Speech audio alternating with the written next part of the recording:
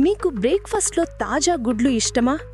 ఒక వ్యక్తికి అవి ఎంత ఇష్టమంటే పొరపాటున ఒక కోడికి బదులుగా ఏకంగా 1000 కోళ్లను కొనుగోలు చేశాడు. టెక్సస్లో జరిగిన ఈ సరదా సంఘటన ఇప్పుడు వైరల్ అవుతోంది.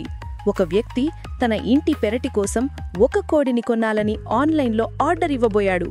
కానీ టైపింగ్ మిస్టేక్ మరియు వెబ్సైట్ లోపం కారణంగా ఈ రోజు ఉదయం అతని ఇంటికి 1000 కోడి పిల్లలు చిక్స్ డెలివరీ అయ్యాయి.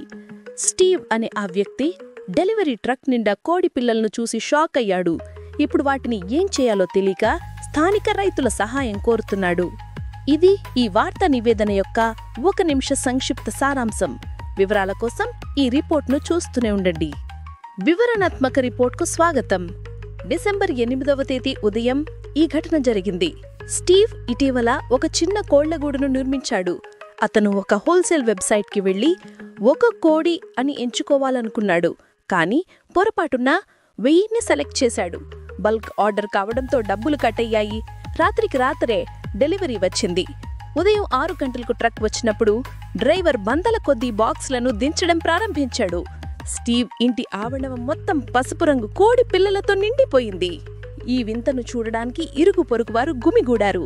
స్థానిక రైతులు మరియు యానిమల్ కంట్రోల్ సిబ్బంది ఇప్పుడు ఆ కోడి పిల్లలకు ఆశ్రయం కల్పిస్తున్నారు.